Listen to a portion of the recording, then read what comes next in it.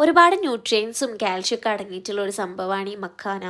മക്കാന എന്ന് പറയുന്നേക്കാളും നമുക്ക് കുറച്ചും കൂടെ ഫെമിലിയർ ആയിട്ട് ഉണ്ടാവുക താമരവിത്ത് എന്ന് പറയുമ്പോഴാണ്. താമരവിത്ത് ആക്ച്വലി ഇതുപോലെയാണ് കാണാനുണ്ടാവുക. അത് എനിക്കറിയണ്ടായിരുന്നില്ല, അതുകൊണ്ടാണ് ഞാൻ ഇമേജ് ഇവിടെ ഷെയർ ചെയ്യുന്നത്. ഈ താമരവിത്ത് നന്നായിട്ട് ഉണങ്ങിയതിന് ശേഷം അതിൻ്റെ ഔട്ടർ ലെയർ റിമൂവ് ചെയ്ത് പോപ്പ് ചെയ്യുമ്പോഴാണ് നമുക്ക് ഈ ഒരു മക്കാന കിട്ടുന്നത്. ഇത് ഡയറ്റിലെല്ലാം ഉൾപ്പെടുത്താൻ പറ്റിയ ഒരു ഫുഡ് ഐറ്റം ആയതുകൊണ്ട് തന്നെ ഇപ്പൊ മാർക്കറ്റിലെല്ലാം വളരെ സുലഭമായിട്ട് കിട്ടുന്നുണ്ട്. ഇത് പക്ഷെ ഇങ്ങനെ കഴിക്കാൻ ആർക്കും ഇഷ്ടമുണ്ടാവില്ല.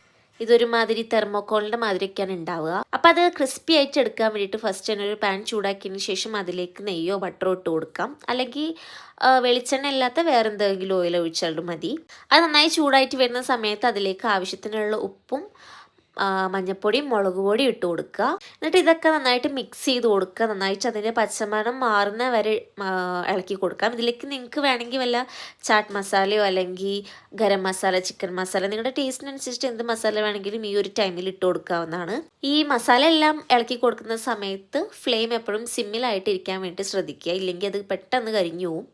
അപ്പോൾ ആ മസാലേൻ്റെ പച്ചമണമൊക്കെ ഒന്ന് മാറിക്കഴിഞ്ഞാൽ അതിലേക്ക് നമ്മുടെ മെയിൻ ഇൻഗ്രീഡിയൻ്റ് ആയിട്ടുള്ള മക്കാന ഇട്ട് കൊടുക്കാം. ഇതിട്ട് കൊടുത്തതിന് ശേഷം നന്നായിട്ട് മിക്സ് ചെയ്ത് കൊടുക്കുക. മക്കാനേൻ്റെ എല്ലായിടത്തേക്കും ആ ഒരു മസാല എത്തിപ്പിടിക്കുന്ന രീതിക്ക് നന്നായിട്ട് തന്നെ ഇളക്കി കൊടുക്കുക. പെട്ടെന്ന് ഇളക്കി കൊടുത്തിട്ടില്ലെങ്കിൽ ചില മക്കാനയിൽ മാത്രം ആ മസാല ഒട്ടിപ്പിടിച്ചിരിക്കും. അധിക ടൈമൊന്നും എടുക്കേണ്ട ആവശ്യമില്ല, 2 മിനിറ്റ് കുക്ക് ചെയ്താൽ മതിയാവും. ഈ ടൈമിൽ നമ്മൾ സിമ്മിലായിട്ടിരിക്കാൻ വേണ്ടി ശ്രദ്ധിക്കുക. അത് നന്നായിട്ടൊന്ന് ചൂടായതിന് ശേഷം നിങ്ങൾക്ക് ഒരു പീസ് എങ്ങാനും എടുത്ത് പൊട്ടിച്ചു നോക്കി കഴിഞ്ഞാൽ മനസ്സിലാവും അത് കുക്കായോ ഇല്ലയോ എന്നുള്ളത്. നമുക്ക് കുറേ കാലം ഒരു എയർ ടൈറ്റ് കണ്ടെയ്നറിൽ സ്റ്റോർ ചെയ്ത് വെക്കാൻ പറ്റുന്ന സംഭവമാണ്. അപ്പോൾ അത്രയേ ഉള്ളൂ. വീഡിയോ ഇഷ്ടപ്പെട്ടു കഴിഞ്ഞാൽ